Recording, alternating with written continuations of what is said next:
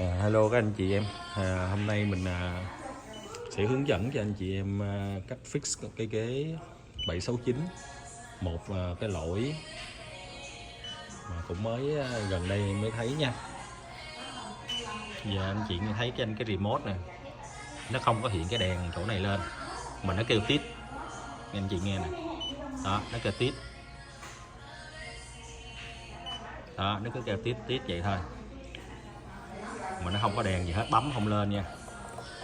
Bên cái remote bên đây cũng bấm không lên nha. Điều khiển cái ghế nói chung á là không được nha, không điều khiển ghế đó, ghế điều khiển không được.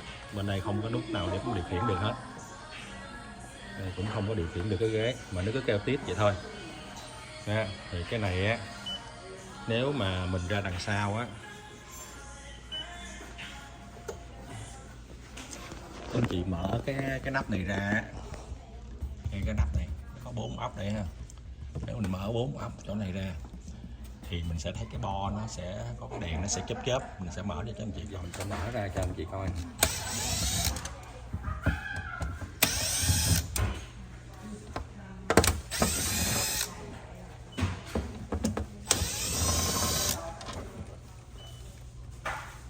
Đó, cái ghế nó cũng đang kêu tít tít ha. Thì anh chị thấy là cái bo này nè, nó có hai cái đèn nó sẽ chớp, mỗi lần kêu tít cái nó sẽ chớp cái đèn đó, hai cái đèn nó sẽ chớp. Bình thường hai cái đèn đó nó sẽ sáng, nó không có chớp.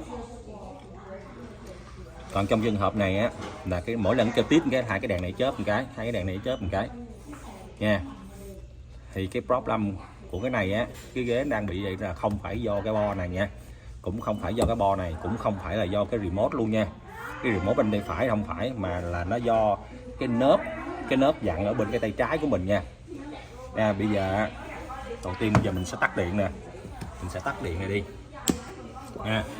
Đây là cái dây để cắm ra cái nớp bên tay trái, mình sẽ giật cái dây này ra nha.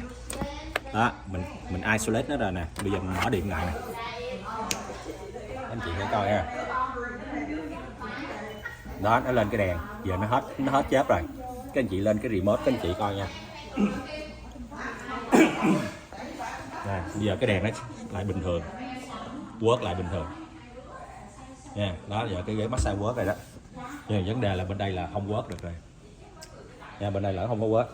Cho nên là cái problem mà nó bị vậy á, là do bị hư cái này. Ở trong trường hợp đó mình sẽ có hai cách nha. Đây là tiệm mới cho nên mình thay, đem một cái tay ghế khác mình thay luôn nha. Còn nếu mà tiệm mà sau này tiệm cũ á, cái anh chị á, tiệm cũ các anh chị chỉ cần thay cái này thôi, cái bo mạch này nha. Thì cái này mình đều có cái video hướng dẫn các anh chị là mở cái ốp này lên nè, cái ốp của cái này lên, các anh chị thay cái bo này ha, là nó sẽ work lại ha. Còn đây là tiệm mới hoàn toàn cho nên mình sẽ thay như cái tay ghế luôn các anh chị nha. Rồi, cái mình cũng có một cái clip để mà hướng dẫn thay cái tay này như thế nào rồi ha. Thì cái video này chỉ hướng dẫn là để xử lý tại sao cái ghế nó bị cái tình trạng giống vậy ha, mình cần phải làm gì thôi nha. Rồi, thank you các anh chị đã theo dõi.